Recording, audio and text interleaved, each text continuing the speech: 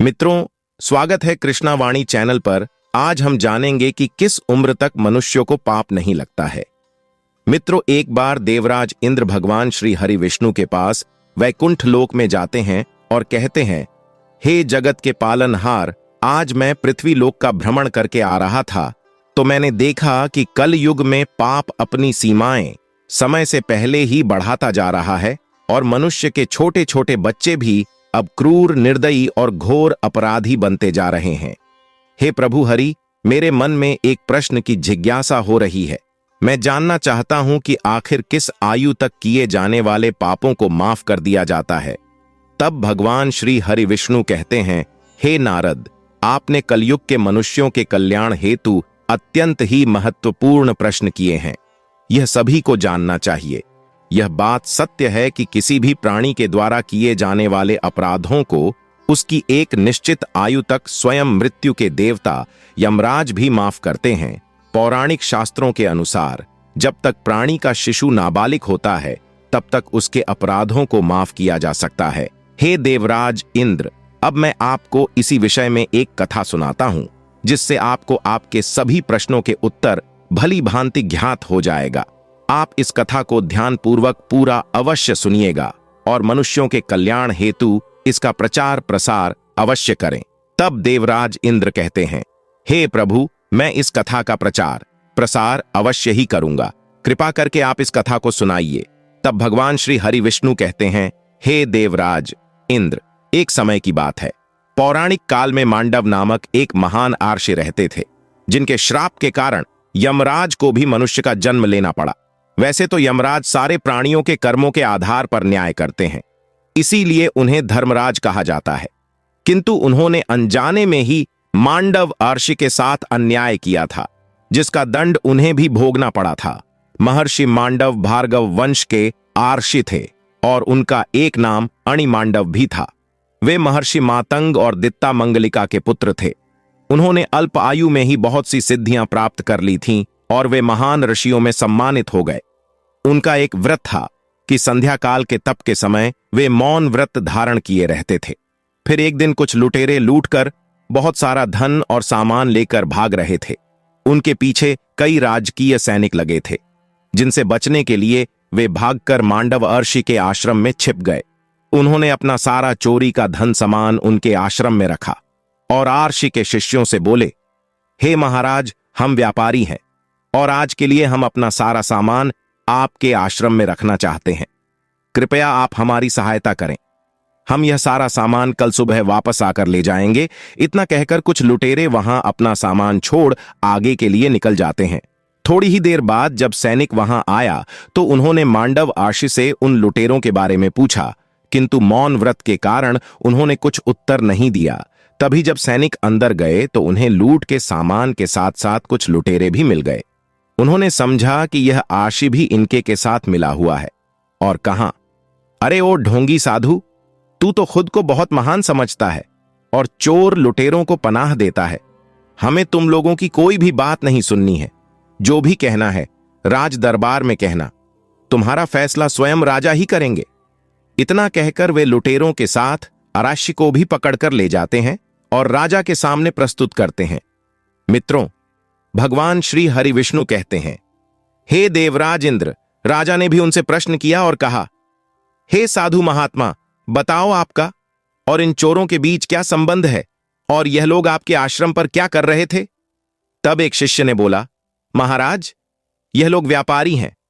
ऐसा कहकर हमारे आश्रम में आज की रात गुजारने वाले थे और महर्षि मौन व्रत धारण किए हैं।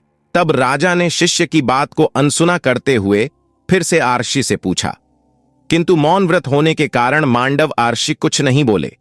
राजा ने इसे उनकी स्वीकृति समझा और सभी लुटेरों के साथ उन्हें भी सूली पर चढ़ाने का आदेश दे दिया।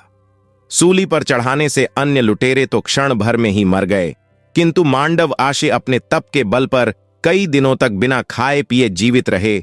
शूल के अग्रभाग को अणि कहते हैं और तभी से वे अणिमांडव के नाम से भी प्रसिद्ध हुए। जब राजा को इस चमत्कार के बारे में पता चला तो वे स्वयं नंगे पांव महर्षि के पास गए और उन्हें सूली पर से उतारा। फिर उन्होंने महर्षि से क्षमा याचना मांगी। मांडव महर्षि ने यह सोचकर राजा को क्षमा कर दिया कि राजा ने तो परिस्थितियों के अनुसार न्याय किया है, और वे चुपचाप वहां से चले जाते हैं। किंतु महर्षि मांडव को एक बात उन्हें खाए जा रही थी कि उन्होंने कभी भी कोई पाप नहीं किया, फिर भी किस कारण उन्हें ऐसा दंड भोगना पड़ा। इसका कारण जानने के लिए वे अपने तपोबल से यमपुरी में जा पहुंचे, जहां यमराज ने उनका स्वागत किया। मांडव महर्षि ने पूछा, हे धर्मराज, मुझे याद नहीं आ रहा है कि मैंने कभी कोई अपराध किया हो, तो फिर आप किस पाप के कारण मुझे ऐसा घोर दंड भोगना पड़ा, अतः चाहकर भी मुझे मृत्यु की प्राप्ति ना हो सकी। इस पर यमराज ने कहा, हे महर्षि, बचपन में आपने पतंगों के पृष्ठ भाग में सुई को गुस्सा दिया था, तब आपने भी उन्हें मारा तो नहीं था, लेकिन उन्हें मृत्यु से भी अधिक यातनाओं से पीड़ित किया था, जिस कारण से आपको यह दंड भोगना पड़ा। जिस प्रकार छोटे से पुण्य का भी बहुत फल प्राप्त होता है, ठीक उसी प्रकार छोटे से पाप का भी फल अधिक ही मिलता है। यह सुनकर मांडव महर्षि ने धर्मराज यमराज से पूछा, मैंने यह अपराध किस आयु में किया था? तब यमराज ने उन्हें बताया कि उन्होंने यह कार्य 12 वर्ष की आयु में किया था। इस पर मांडव अत्यंत क्रोधित हो जाते हैं और यमराज से कहते हैं, हे धर्मराज, शास्त्रों के अनुसार तो जज द्वारा 12 वर्ष तक किसी भी कार्य को अपराध की श्रेणी में नहीं रखा जा सकता, क्योंकि उस आयु में उन्हें पाप पुण्य का ज्ञान नहीं होता। किंतु आपने मेरे बचपन में किए गए अपराध के कारण मुझे इतना बड़ा दंड दिया, इसीलिए हे धर्मराज, अपने तपोबल के आधार पर आपको मैं श्राप देता हूं कि आप मनुष्य योनि में शूद्र वर्ण में एक दासी के गर्भ से जन्म लोगे। तब धर्मराज यमराज ने उनसे बहुत ही क्षमा याचना की, तो उन्होंने उन्हें बताया कि अगले जन्म में वे सारे संसार में प्रसिद्ध होंगे।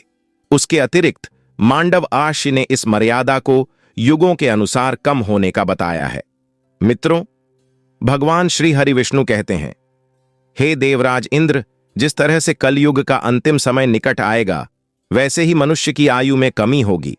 मनुष्य की आयु मात्र 20 वर्ष की ही होगी, और 2 साल से अधिक आयु के बालकों को भी उनके द्वारा किए जाने वाले पापों की सजाएं भुगतनी पड़ेगी। इसी मांडव महर्षि के श्राप के कारण ही धर्मराज द्वापर में महर्षि वेद व्यास की कृपा से अंबा की दासी पारिश्रमिक गर्भ से विदुर के रूप में जन्मे। वे अपने काल के महान राजनीतिज्ञ और हस्तिनापुर के महामंत्री बने। मित्रों, भगवान श्री हरि कहते हैं, हे देवराज इंद्र, आपके दूसरे प्रश्न के अनुसार आज के समय में मात्र 5 वर्ष तक की आयु के बालक ही अपराधों के लिए क्षमा करने योग्य है। अगर किसी बालक की आयु 5 वर्ष से अधिक है तो वह भी अपराधों का दोषी माना जाता है, और भविष्य में जैसे जैसे मनुष्य की आयु घटती चली जाएगी, ठीक वैसे वैसे उनके अपराधों और गुनाहों में तथा बुद्धि में वृद्धि होगी। हरि भगवान कहते हैं, हे देवराज इंद्र, अब मैंने आपके सभी प्रश्नों के उत्तर दे दिया है। तब देवराज इंद्र कहते हैं, हे प्रभु, इस कथा के श्रवण से मैं धन्य हो गया। प्रभु, आप और आपकी लीला धन्य है, आप तीनों लोकों में महान हैं। तो दोस्तों, आशा करता हूं आपको यह कथा पसंद आई होगी। अगर वीडियो पसंद आए तो वीडियो को लाइक और चैनल को सब्सक्राइब अवश्य करें, और जानकारी कैसी लगी कमेंट बॉक्स में जरूर बताएं।